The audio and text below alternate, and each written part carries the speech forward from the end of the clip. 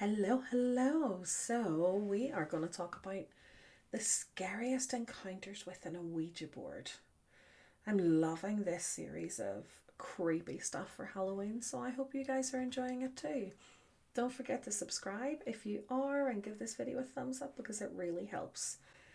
Anyway, let's get stuck into it. Looks like we have some really good stories in this thread. The first one I'm seeing here is Lana Lure. A friend and I put our fingers on the planchette and it immediately started going from X to O. My friend then said, "Name the fruit," and it spelled pineapple.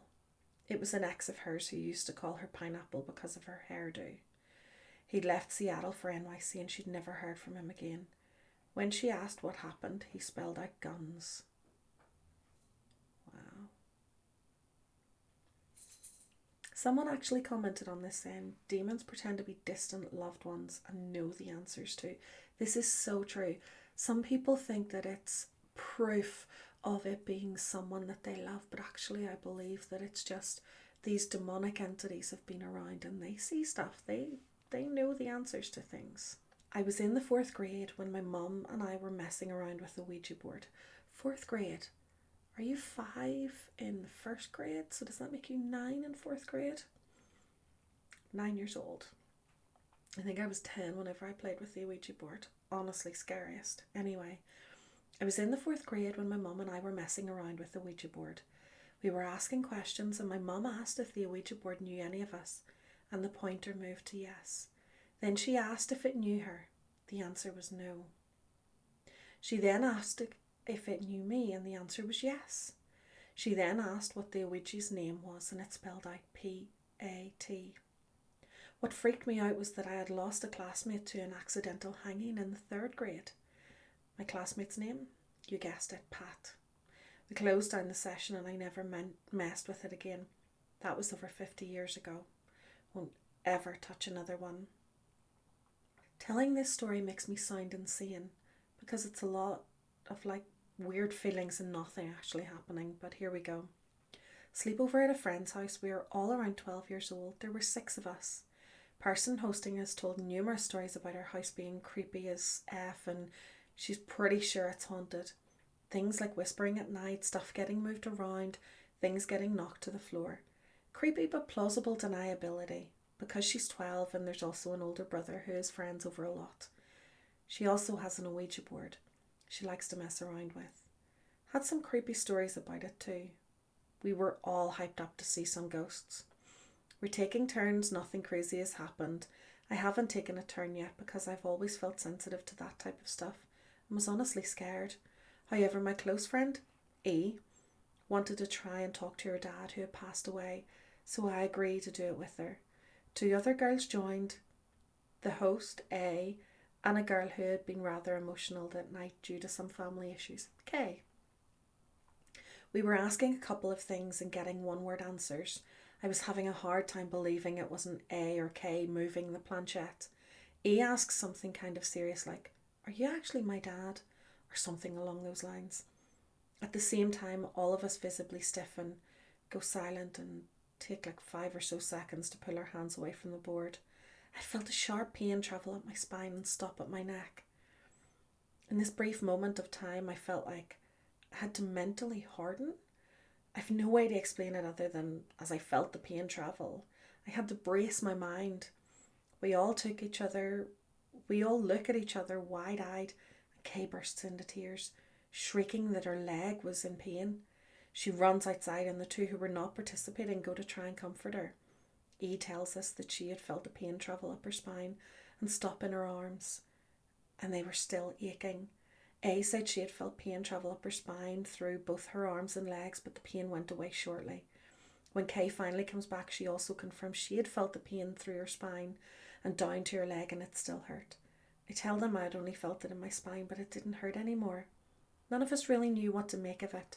We were pretty freaked out. We were all on edge the rest of the night. Most of the girls kept trying, but I refused to touch that board again. Nothing happened with the board after this, but we all convinced ourselves we could see a face in the TV. LMAO. Pretty sure it was actually a weird reflection, but who's to say? But that is one and only time I've used an Ouija board. So I'm 50. This may be somewhat controversial to some, but years ago, when I was about 18 years old, I had an abortion. It was with my ex-husband, but before we were married. So fast forward about a year and a half later, and we were at a friend's house drinking. Someone whips out an Ouija board, as you do. Well, no one in the room besides me and my ex-husband knew about the abortion, and we certainly weren't moving the planchette by ourselves. But for some reason, every time me or my ex would place our fingers on the planchette, it would begin frantically moving between the letters M and the letter A. It took a second to catch on, but it really started to freak me out because it seemed as if it were crying mama. I haven't played the Ouija since, but my BF was cleaning out the closet and came across a pretty much brand new Ouija game in the box. It's currently sitting in the corner of my living room. I'm contemplating what to do with it. Possibly donate it to St. Vinny's. I don't think I want to attempt to use it. It's kind of freaking me out just having it in my living room since that occurred. I've only ever used it once, and that was when I was 14 years old. And thought I knew everything. I didn't. I wished I knew then what I know now because I'd never have used it. The following is not scary per se, but it's my only experience, so here goes. My BFF decided she wanted to try it, so we climbed into her closet, shut the door, lit a candle and brought the board out. We decided we'd ask if it's something benign, like who would we marry when we grew up? Kids. We went through the whole ritual and my first letter was the letter J. I got excited as only dumb 14-year-olds can because at that time I had a huge crush on a guy in my school named John. I asked for the first letter of his name because John's was Anderson. I was mad when the board gave me the letter H. I screamed no at the board and didn't want to play anymore, so we closed it out. Fast forward 12 years and I met a great guy whom I dated for a year before we got engaged, then married. We've been married for over 40 years now. His name is John Hackman.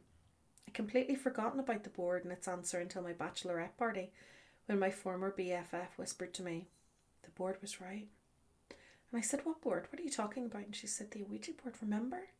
And I gasped and said softly, OMG, it was right after all. I still find it disturbing that a piece of mass production plywood with markings could have predicted my marriage and decided that there must be forces stronger than what a simple game board should be allowed to have. So I'm glad that way back then I decided never to touch such a thing again. I have a story of my own. A few years back I went with a friend to a place called Crumlin Road Jail in Belfast. It was a real jail. It actually only closed properly in 1996, I do believe. But they do a lot of paranormal tours. We initially did a Halloween experience and then went back for the proper paranormal tour. And they took us down into one of the cells. I don't remember which cell block it was, but they took us down anyway, and they had a story about a young boy called, I don't even remember his name. Well, they had this story about a young boy who had been there, and they had an angel board. They call it an angel board. It's not an Ouija board apparently, but while they were asking questions with this, they were also asking questions over in another section, and while we were there something happened, and the next thing we were all ushered out and no one was allowed back in that section that night. And I don't know whether this was just something to really hype things up or not, but let me tell you, the main guide that we had that night seemed visibly shaken by whatever he saw on that Ouija board that night. Angel board. But yeah, a Ouija board is definitely not something that I would mess with. It's also something that I find really baffling. When I was 10 years old, I went to America and I stayed with a family, and I remember going into, they had this walk-in cupboard, which I suppose a lot of American houses do, but anyway, so I went in and it was just rows of shelves. It was just lots and lots of shelves, but I remember seeing the Ouija board right up there, just a game. And being from Northern Ireland, this wasn't something, you couldn't just walk into a toy store and buy this. So when I found out that this was something that you could just buy in a shop in America, I was so baffled. And I did play around with it, but I do believe like stuff that happened was nothing paranormal. It was just kids messing about.